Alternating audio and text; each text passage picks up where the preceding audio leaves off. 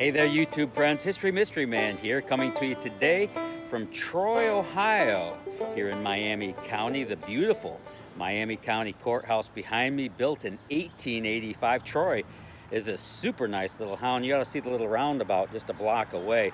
Really well preserved, really super nice. Troy was first established back in 1807. There's been a post office here since 1824, and among its notable residents includes renowned open-wheel champion race car driver Jack Hewitt, who will be the subject of our presentation here today. So looking forward to sitting down with Jack. I have no idea what's coming, but I'm looking forward to each and every moment of it. Welcome to Troy, Ohio, and the home of Jack Hewitt. Let's go see what's inside.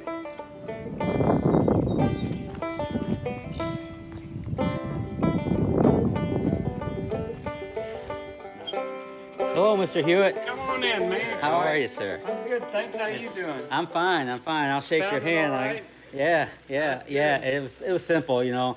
The phones tell us where to go anymore. Yeah. Of course, you got the old flip phone though, don't you? But I still got a lot of people tell me where to go.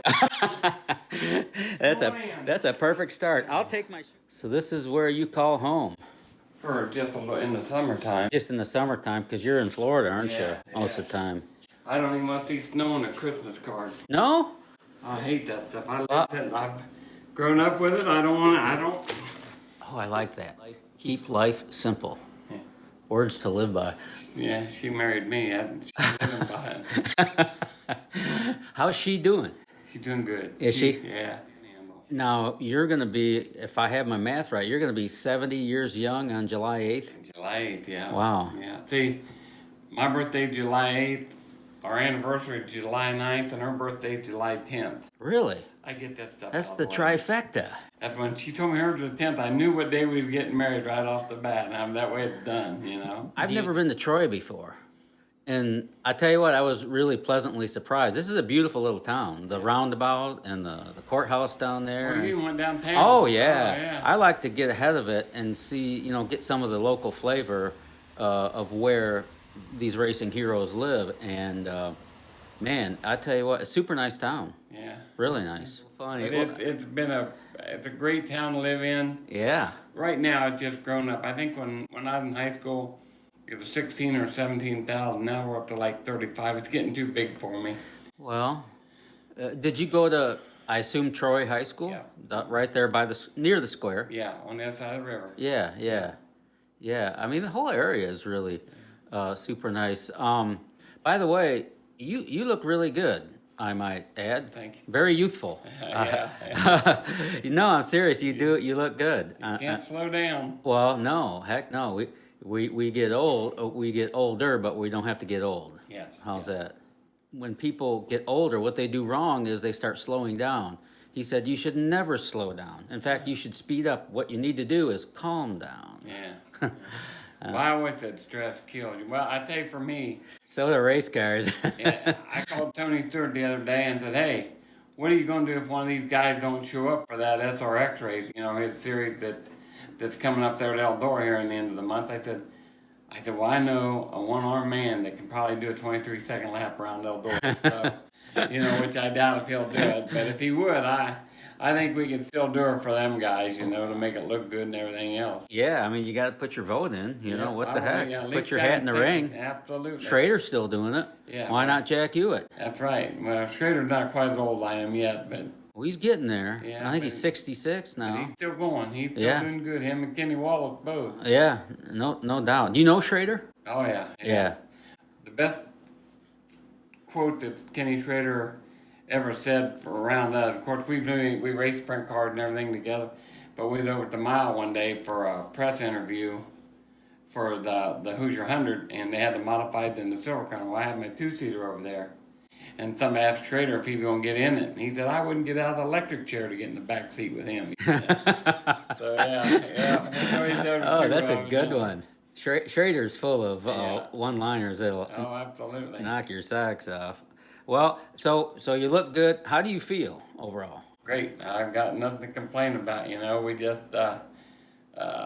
you'd think that other than my wrist, we got in a crash. Well, Bloomer spun me out at Eldora and broke my wrist. Now I got arthritis, and that's probably the only pain that we have. Who spun you out?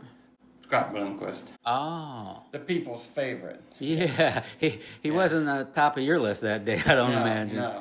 Yeah. But, heck, that was just years ago, and I haven't got time to worry about being mad at people no more. Time goes on, and you live with it, and just part of one of the stories that I have for my life. So you grew up in Troy, Ohio. You're still in Troy, Ohio. It must have been a pretty good life along the way. Yes? Yeah, I mean, we grew up on the wrong side of the railroad tracks, without Did a you? doubt, but we learned from it, and it made us stronger, and I don't know if I'd go back. I don't know what I would change, I mean, like I said, there's a lot of people that had a lot worse. A lot of them have a lot better, so I was in the middle there somewhere. The home you grew up in as a kid, does that home still live? Is it still standing? Yeah, well, we lived in a lot of different homes, but like we had the big farmhouse out there, or trailer that we lived in later after in high school. It's out on the river, and it's just so run down. It's Sure. still there, but it ain't like what it was when we were there. Well, you said you grew up on the wrong side of the tracks. Well, we moved. We moved quite a bit when Okay. I was a kid. So Yeah. yeah, we moved north. We got by the river then. Then it was good because we spent a lot of our summers out on that river playing around. My brother and I. So, was that the Great Miami River? Yeah. Okay. Yeah, I did peek at that on the bridge. So your attraction, I should say, your addiction to racing, was that immediate? Did that happen, boom, one day when you were a kid? Did it grow? Did you grow into it? How'd that happen? My dad started racing at 15 years old at Shady Bowl. Shady Bowl. Yep, and he run the roadster. Some guy had got killed. They only had like 12 cars, and they needed somebody to drive one. Dad said, "I'll drive it." So that's how my dad started racing. And then he got my other three uncles racing and my grandpa for a little bit. He didn't do it very long. Frank Dickey up at New Bremen had the Hewitt duck race. When he passed away, his wife said that was the greatest race he ever had, where they did 10 laps around New Bremen, pulled over by the pond, dove in. Whoever caught the duck had to do one more lap, which I think my Uncle Delmer caught the duck and gave it to my grandpa, so he won. And I didn't realize they had 2 or 3 of those. I don't remember all those. I just remember the one. But anyway, that's what got me started in racing, and we was born in 51. Eldora started in 54, so we grew up there in New Bremen, in Lima quite a bit. And Was New Bremen dirt when you were a kid, or was it yeah, pavement? Well, yeah, I was dirt forever, and then they Then paved it for a okay. couple of years, 3 years or something, and then it went back to dirt. Yeah. So I actually got to race there too with the Outlaws. So, World of Outlaws? Or? Now, your dad was a racer, yes? And The whole time, yeah. Okay, now I'm sorry, I don't know a lot. His name was Don? Yes. And I don't know a lot about your dad, but was he, I guess, can we assume he was your hero growing up? Absolutely, Yeah. But that was the man. When he ended up losing his eye at Eldora, he got hit by a rock, and then he got his fingers burned off at Eldora. But he still kept racing it, never slowed him down. He was the toughest son. That generation was just me. Bobby Kinzer. Oh my God, yeah. All them guys. That generation was just so tough. Like I said, everybody thought, I don't know what because I'd fight a little bit. Back in the day, I'd have been a sissy compared to those guys.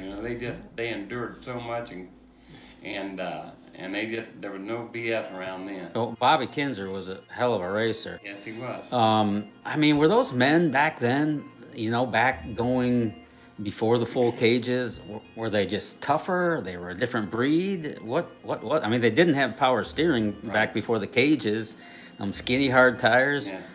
I don't know how they did it. And a lot of them didn't survive doing it, but Right. were they tougher than what we're putting out today? I think so. Absolutely. Not even in the same category. Duke Cook said it the best. He said back then, that's when men were men and women were glad of it. But I got to drive Vic Gilardi. He had the Joe Hunt Magneto Silver Crown, or it was an Indy car at the time, but or Silver Crown, either one. Bettenhausen took his rookie test in it at Indy. Well, I got to drive it at Hagerstown. Hold on a minute. Bettenhausen, you talking about Gary? Gary Bettenhausen. Gary, that was a front engine like an upright big car. Silver Crown car. It looked like a Silver Crown car. Without the cage. Without the roll cage, correct. You drove that car? Well, yeah, we went at the exhibition. We had that Silver Crown race at Hagerstown. And I went up there and Ricky Hood was going to drive it, and Vicky Lardy asked me if I'd fired up with the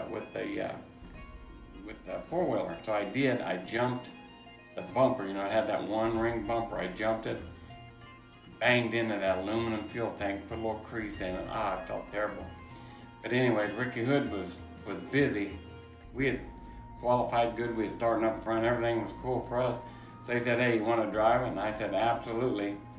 Well, and it had the 6 or 8 inch diamonds on the thing with the rib tires in the front, no power steering, that big hard steering wheel and everything. And I went out there, and like I said, it had the lap belt, so I was still pretty good. And we just went around. Well, Hagerstown got trees down the back straightaway.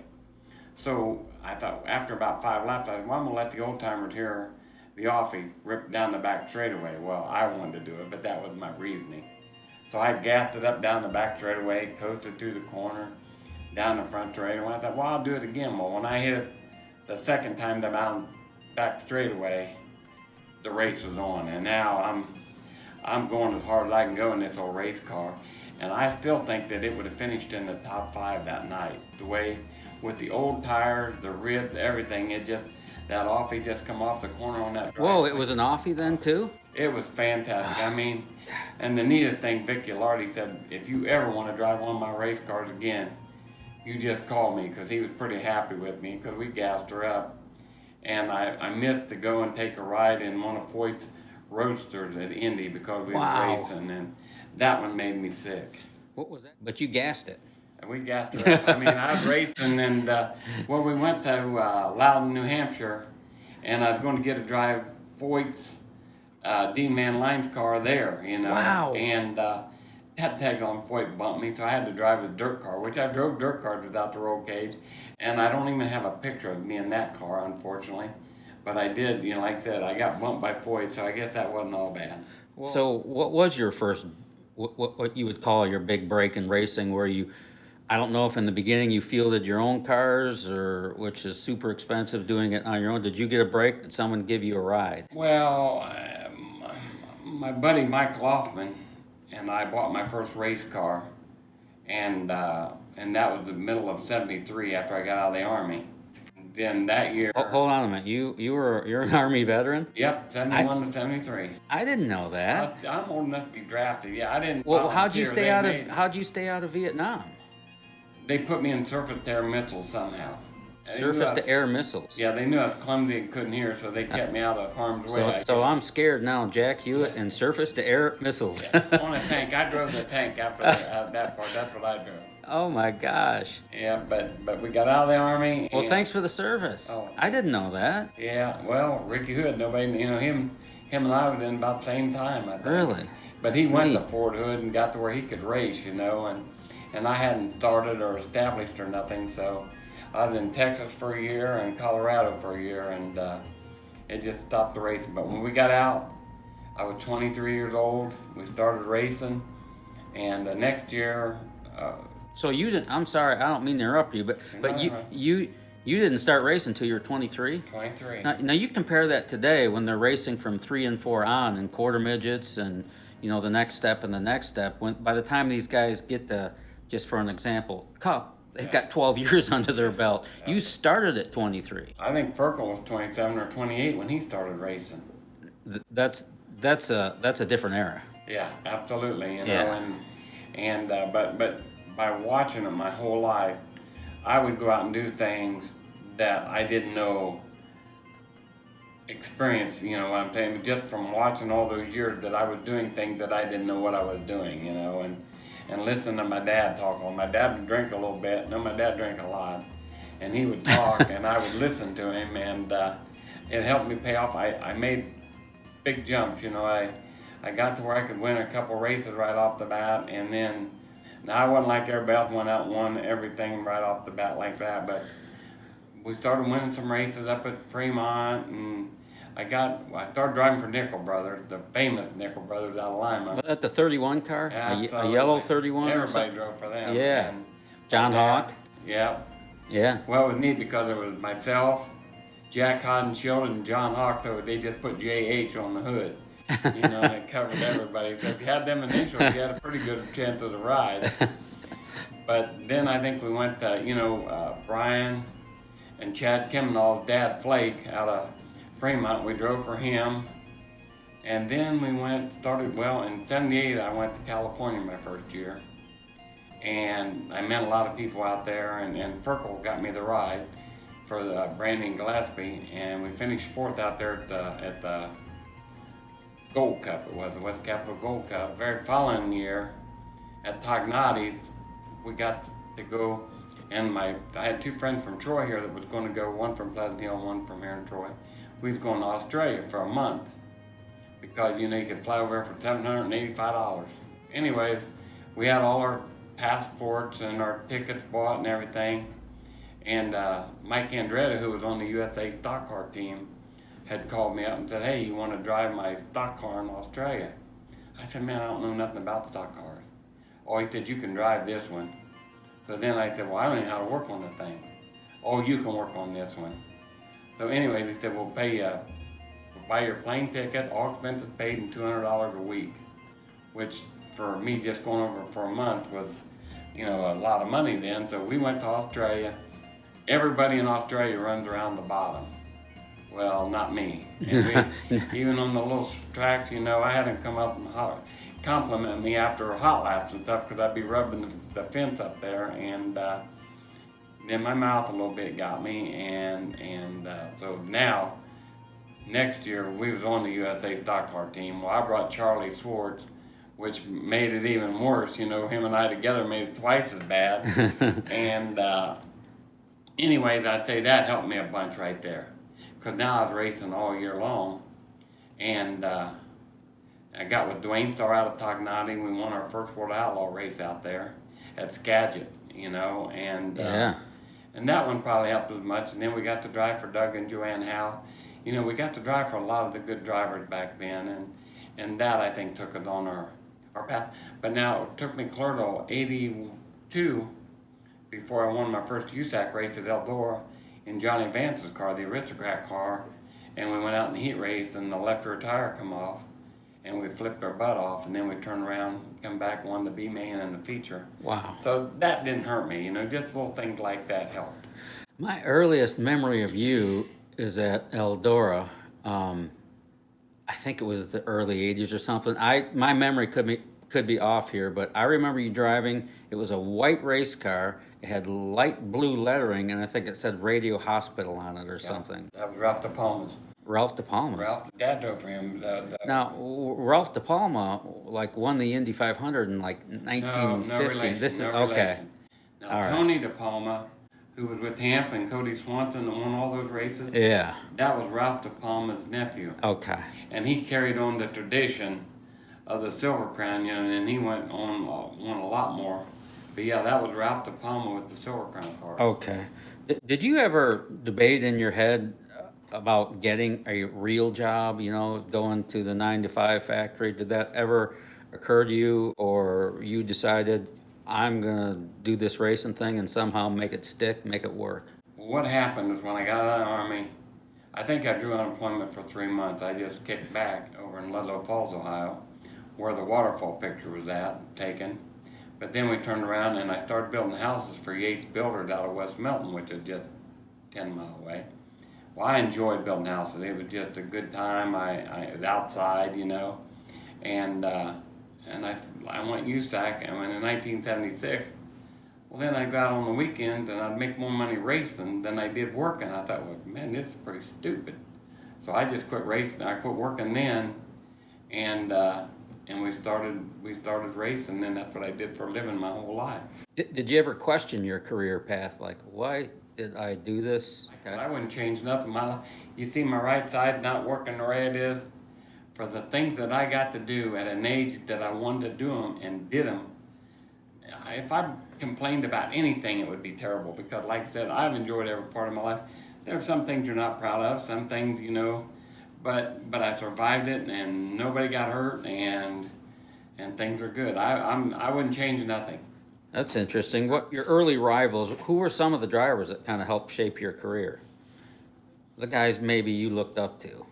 Well, you raced against Furkel every week. You had to keep an eye on him, and Johnny Beaver, him and I, he was a little bit younger than me, and he got Dad's ride with Nickel Brothers there for a while. Well, no, the Dean, somebody bought the car, and John got that. Well, Johnny Beaver and I became real good friends. I grew up with Charlie Swartz, and they were chassis men. I didn't want to be a chassis man. I didn't care about building race cars and working on them. All I wanted to do was drive them. Well, come I find out later in my career, Johnny Beaver, Rick Ferkel, Charlie Swartz, Larry Moore, they all burnt themselves out because it was 24/7, As soon as I took my helmet off, I'm ready to go look for girls or party or whatever, and we had fun. It was just about having fun for me in my life. And like I said, at that age, if I thought I wanted to do it, I did it. I didn't want to jump out of an airplane, but I wanted to scuba dive. Just anything I wanted to do, I went and tried it. And like I said, it just all blended together for me, and it was just the way life was.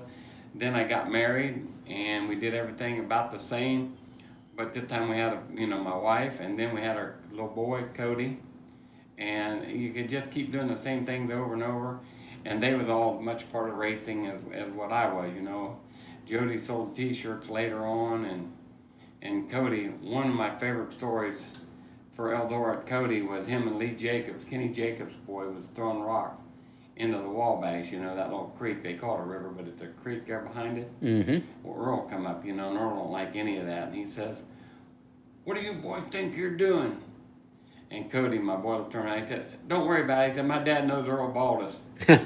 Well, Earl said, "What can I do?" He said, "I walked away biting my lip to keep from laughing, He said, yeah, and then he whipped that on me and wagged and said nothing else. So it was just part of it again, like I said, with the family and all. It just adds another dimension to the whole life or career or whatever you want to say about it.